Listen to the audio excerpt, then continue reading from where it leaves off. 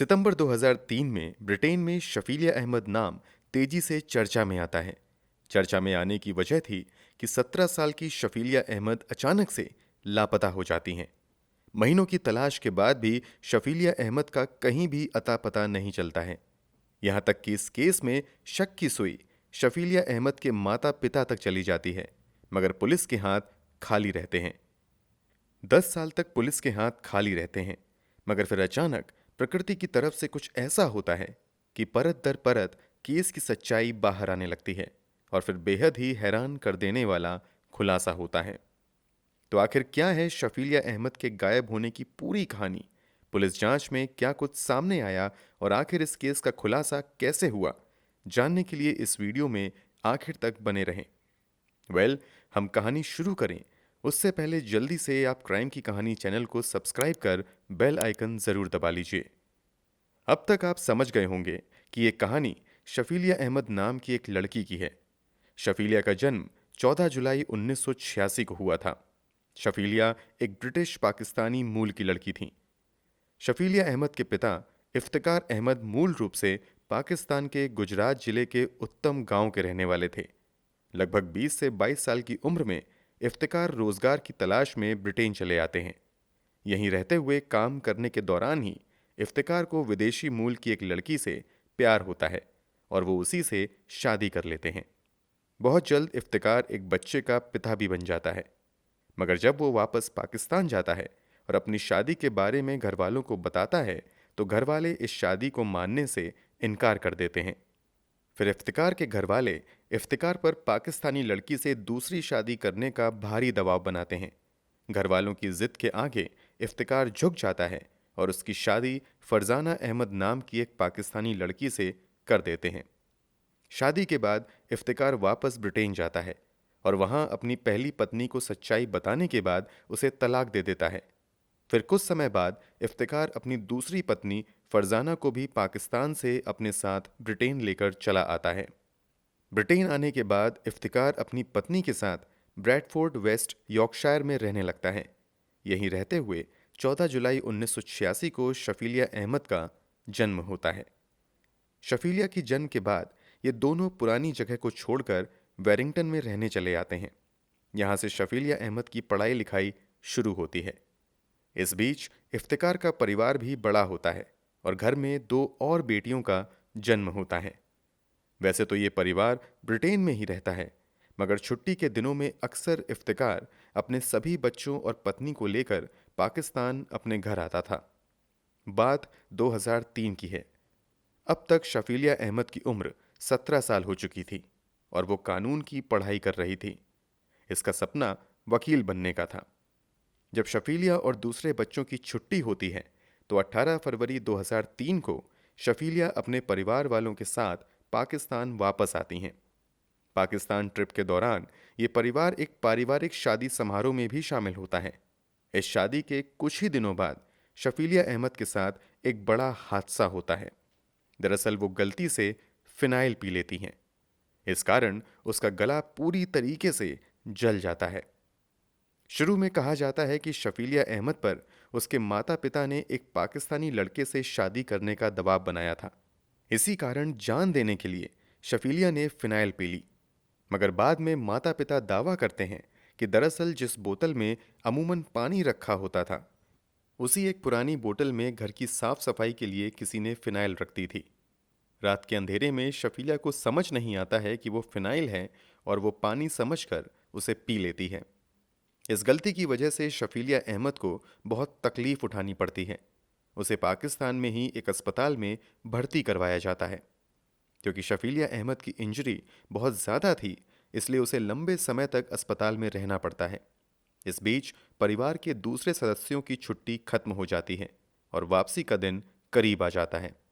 इस कारण इफ्तिकार अपने दो बच्चों और पत्नी को लेकर वापस ब्रिटेन चले आते हैं, जबकि शफीलिया अहमद इलाज के लिए पाकिस्तान में ही रुकी रहती हैं।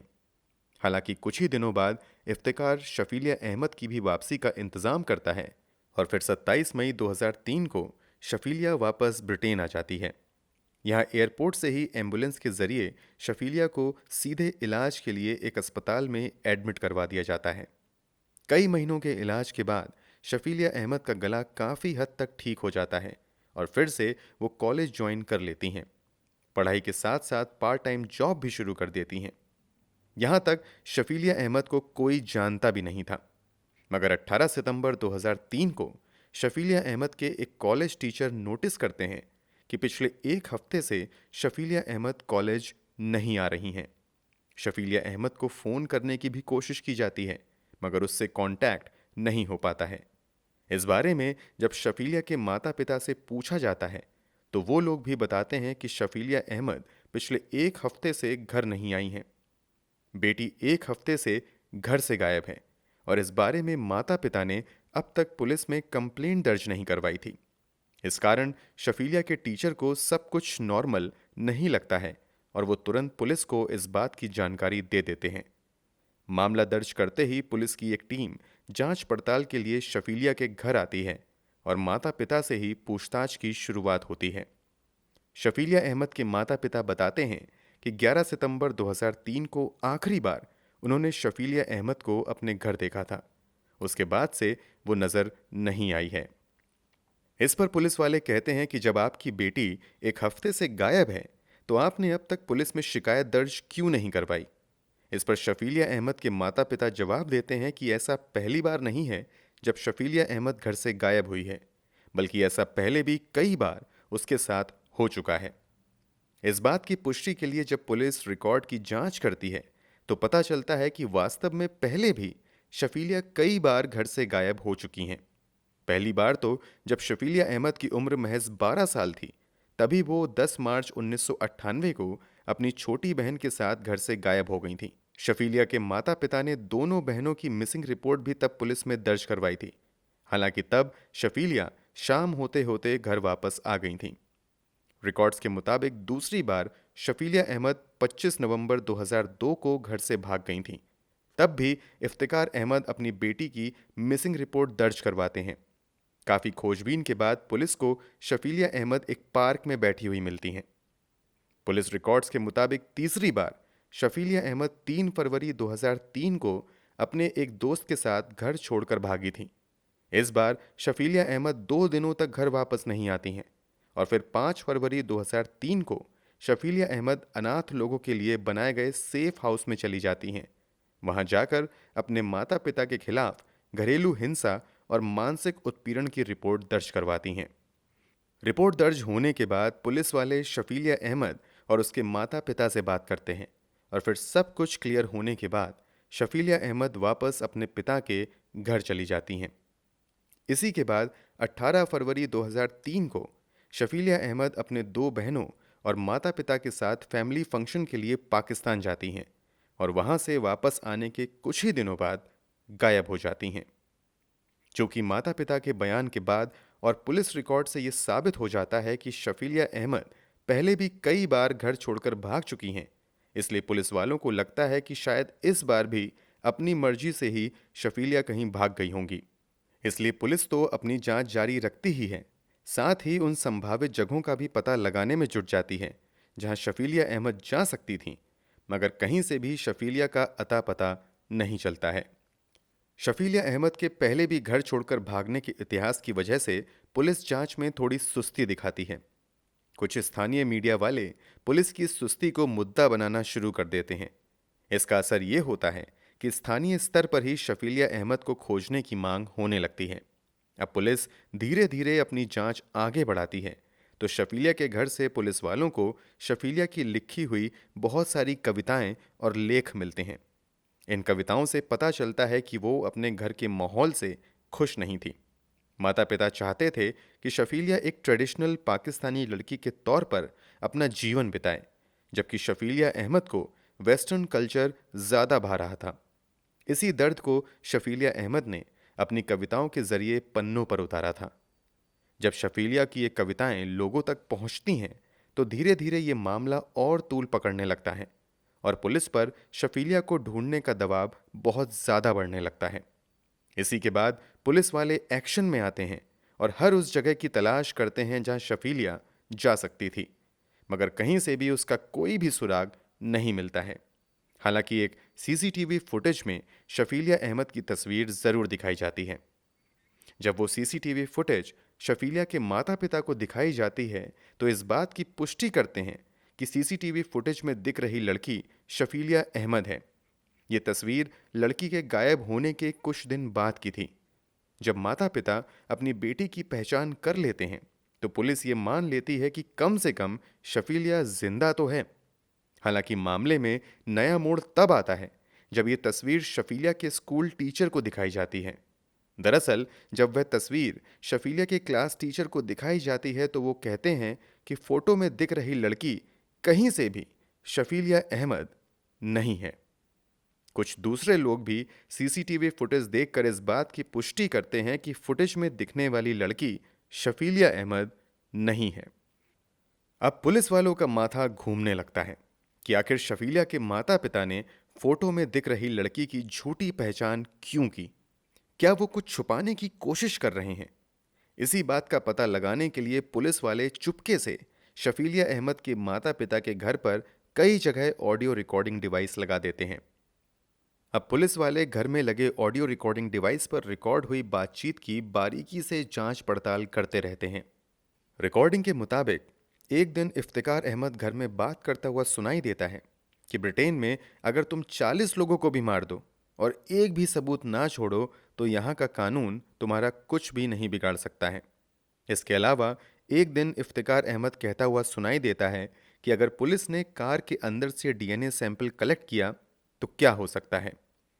इसके अलावा ऑडियो रिकॉर्डिंग डिवाइस में कई और ऐसी बातें रिकॉर्ड होती हैं जिससे सुनने के बाद शक होने लगता है कि शायद इफ्तिकार अहमद ने ही अपनी बेटी के साथ कुछ किया है। क्योंकि अब पुलिस वालों को इफ्तिकार अहमद के ऊपर ही शक होने लगता है, इसलिए इफ्तिकार अहमद की कई बातों को आधार बनाते हुए 18 दिसंबर 2003 को पुलिस वाले इफ्तिकार और उसकी पत्नी फरजाना अहमद के अलावा परिवार के 5 और सदस्यों को शफीला अहमद के हत्या करने और उसकी लाश छुपाने के इल्जाम में गिरफ्तार कर लेते हैं। पुलिस ने इन लोगों को केवल शक के आधार पर गिरफ्तार किया था।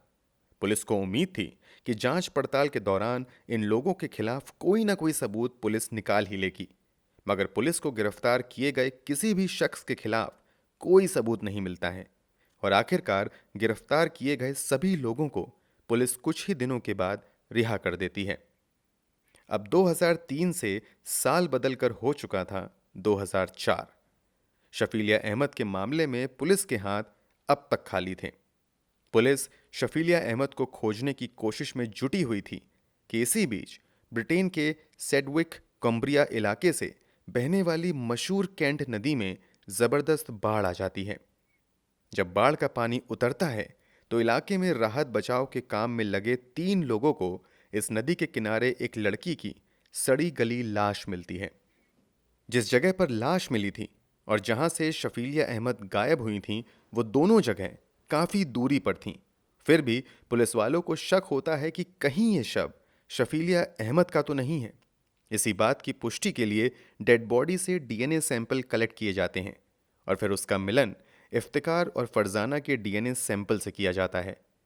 सब उस वक्त चौंक जाते हैं जब बाढ़ में बहकर आई लाश और इफ्तिकार अहमद के डीएनए सैंपल मैच कर जाते हैं। इसका मतलब था कि नदी से बहकर आई वो लाश किसी और की नहीं बल्कि शफीलिया अहमद की है। मतलब कि जिस शफीलिया अहमद की तलाश में पुलिस लगी हुई थी वो अब एक मुर्दे के रूप में पुलिस तक आ चुकी थी।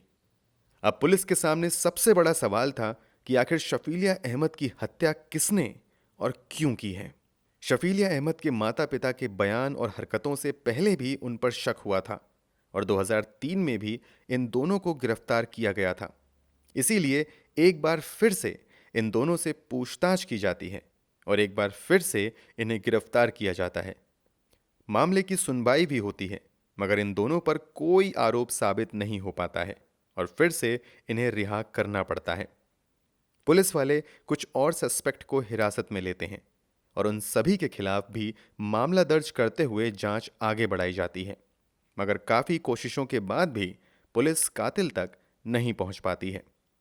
इस तरह समय बीतता जाता है लेकिन शफीलिया अहमद के कातिलों का कहीं भी अता पता नहीं चलता है। धीरे धीरे लोग शफीलिया अहमद को भी भुलाने लगते हैं और इस केस की चर्चा भी बंद होने लगती है। शफीलिया अहमद 2003 में गायब हुई थीं और अब आ चुका था साल 2010। शफीलिया अहमद की मृत्यु को अब 7 साल हो चुके थे। इफ्तिकार अहमद भी अपने काम में लगे हुए थे और बची हुई दोनों बेटियां भी पढ़ाई लिखाई में लगी हुई थीं। परिवार बड़ी बेटी के खोने के गम से लगभग उभर चुका था और सभी अपने अपने नॉर्मल लाइफ में वापस आ चुके थे। तभी 25 अगस्त 2010 को इफ्तिकार अहमद के घर पर बड़ी चोरी होती है। अब तक इफ्तिकार अहमद का परिवार इलाके में अपनी बेटी के गायब होने की वजह से काफ़ी मशहूर हो चुका था। इस कारण जब इस घर में चोरी की वारदात होती है तो ये खबर भी अखबारों की सुर्खियां बनने लगती हैं और एक बार फिर से पुलिस पर भारी दबाव आ जाता है। पुलिस वाले भी ईमानदारी से काम करते हुए जल्द से जल्द चोर की तलाश में लग जाती है। कई दिनों की मेहनत के बाद पुलिस वाले एक ऐसा खुलासा करते हैं जिससे हर कोई शॉक्ड रह जाता है। पुलिस वाले घर में चोरी के आरोप में किसी और को नहीं बल्कि इफ्तिकार अहमद की बेटी अलीशा अहमद को ही गिरफ्तार करते हैं। अलीशा शफीलिया की छोटी बहन थी। अलीशा के मुताबिक घर से उसे उतने पैसे नहीं मिलते थे जितने पैसे वो मांगती थी। इसी कारण उसने अपने पिता के घर पर चोरी करवाई। पुलिस ने चोरी वाले केस को बहुत जल्दी सॉल्व कर लिया था, मगर पुलिस वालों को यहाँ एक मौका नजर आता है और अब वो एक बार फिर से कई साल पहले गायब हुई शफीलिया वाली फाइल को खोलते हैं और अलीशा से उसकी बहन शफीलिया के बारे में बातचीत करना शुरू करते हैं। शुरुआती बातचीत में ही पुलिस वालों को लगता है कि अलीशा शफीलिया के गायब होने के बारे में कुछ ऐसा जानती है जिससे दुनिया अब तक बेखबर है। पुलिस वाले अलीशा से शफीलिया अहमद के बारे में बताने की जिद करते हैं, मगर अलीशा बिल्कुल खामोश रहती है। फिर यहाँ पुलिस वाले अलीशा को कहते हैं कि तुमने अपने ही घर में चोरी करवाई है, इसके लिए तुम्हें लंबी जेल हो सकती है, लेकिन अगर तुम शफीलिया के बारे में कुछ ऐसा बताओ जो अब तक कोई नहीं जानता है तो तुम्हारी सजा काफी कम हो सकती है। इसके बाद अलीशा जो खुलासा करती है उसे सुनकर हर किसी के पैरों तले जमीन खिसक जाती है।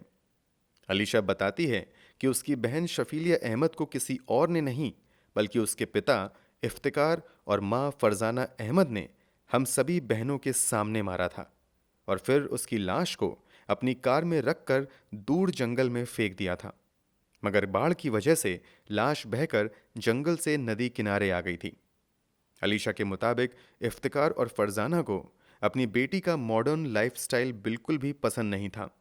इसके अलावा शफीलिया किसी लड़के से प्यार भी करने लगी थी। ये बात भी इफ्तिकार और फरजाना को पसंद नहीं आती है और इसी बात के लिए ये दोनों रोज रोज शफीलिया अहमद को टोकते रहते हैं। इसके अलावा जब शफीलिया अहमद की एक लड़के से दोस्ती की बात सामने आती है तो इफ्तिकार और फरजाना अब जल्द से जल्द शफीलिया की शादी अपने पसंद के लड़के से करवाने की कोशिश में लग जाते हैं। जब ये परिवार 2003 में एक फैमिली फंक्शन के लिए पाकिस्तान जाता है तो वहाँ एक लड़के से ज़बरदस्ती शफीलिया की शादी करवाने की कोशिश की जाती है, मगर शफीलिया अहमद शादी को करने से मना कर देती हैं और इसी से बचने के लिए फिनाइल पी लेती हैं। इस कारण उसकी तबीयत खराब हो जाती है और उसकी शादी टल जाती है। जब शफीलिया वापस ब्रिटेन आती हैं तो यहाँ भी उसके परिवार वाले अपनी पसंद के लड़के से शादी करवाने की जिद करने लगते हैं। जब शफीलिया इस शादी के लिए मना करती है तो उसके पिता को गुस्सा आता है और वो पहले तो शफीलिया को गुस्से से मारते हैं और फिर पॉलिथीन बैग में उसका मुंह ढक देते हैं। इस कारण दम घुटने की वजह से शफीलिया अहमद की मौत हो जाती है। इस खुलासे के तुरंत बाद अलीशा शफीलिया अहमद वाले मामले में सरकारी गवाह बन जाती हैं। बदले में उसे चोरी वाले मामले में कम से कम सजा का भरोसा दिलवाया जाता है। अलीशा के बयान के आधार पर ही 2 सितंबर 2010 को फरजाना और इफ्तिकार को गिरफ्तार कर लिया जाता है और इन दोनों के खिलाफ अपनी ही बेटी की हत्या का केस चलता है। गिरफ्तारी के कुछ महीनों तक ये दोनों जेल में रहते हैं, लेकिन लगभग 1 साल बाद 15 सितंबर 2011 को इन दोनों को मैनचेस्टर क्राउन कोर्ट से बेल मिल जाती है। आगे की जांच में पुलिस वाले कुछ अहम सबूत इकट्ठा करके लाते हैं और फिर उन सबूतों के आधार पर 21 मई 2012 से इस केस की सुनवाई चेस्टर क्राउन कोर्ट में शुरू होती है। पहले तो फरजाना और इफ्तिकार दोनों ही अपनी बेटी की हत्या से इनकार करते रहते हैं, मगर जब फरजाना को लगने लगता है कि अपनी ही बेटी की हत्या के मामले में ये फंसने वाली है, तो 9 जुलाई 2012 को फरजाना कोर्ट में फाइनली एक्सेप्ट कर लेती है कि शफीलिया अहमद की हत्या किसी और ने नहीं बल्कि इफ्तिकार अहमद ने ही की है। अपने बयान में फरजाना ये भी बताती है कि उसने इफ्तिकार अहमद को रोकने की कोशिश भी की थी, मगर उल्टे इफ्तिकार अहमद ने फरजाना को भी मारा पीटा और धमकी दी कि अगर तुम में से किसी ने भी इस बारे में किसी को भी बताया तो उसका भी हाल शफीलिया जैसा ही होगा। अब इफ्तिकार अहमद के खिलाफ 2 गवाह हो चुके थे। इसके अलावा पुलिस वाले भी जो सबूत इकट्ठा करते हैं वो भी इशारा करते हैं कि इफ्तिकार अहमद ने ही शफीलिया अहमद की हत्या की थी, फिर उसकी लाश को बहुत दूर जंगल में फेंक दिया। मगर इत्तेफाक से उस इलाके में बाढ़ आ गई और बाढ़ के पानी के साथ शफीलिया की लाश बहते हुए खुद ही नदी के किनारे पहुंच गई। फाइनली लंबी सुनवाई के बाद अगस्त 2012 में फरजाना और इफ्तिकार को अपनी ही बेटी की हत्या और हत्या के बाद लाश गायब करने का दोषी पाया जाता है और इन दोनों को 25-25 साल की सजा सुनाई जाती है। कोर्ट में यह भी साबित होता है कि ये एक ऑनर किलिंग थी। कोर्ट के इस फैसले के बाद हर साल शफीलिया अहमद की याद में 14 जुलाई को यानी शफीलिया अहमद के बर्थडे के दिन national day of memory for victims of honour killing भी मनाई जाती है। दोस्तों, ये पूरी कहानी जानने के बाद आप क्या कहेंगे? कमेंट बॉक्स में ज़रूर बताएं। अगर आपको हमारी मेहनत पसंद आई हो तो इस वीडियो को लाइक करते हुए शेयर भी करें। अगर आपने अब तक इस चैनल को सब्सक्राइब नहीं किया है तो जल्दी से चैनल को सब्सक्राइब करने के बाद लेटेस्ट वीडियो के लिए बेल आइकन भी ज़रूर दबा लें। क्राइम की दुनिया से जुड़ी ऐसी ही हैरान कर देने वाली कहानियों के लिए हमारे साथ लगातार जुड़े रहें। धन्यवाद।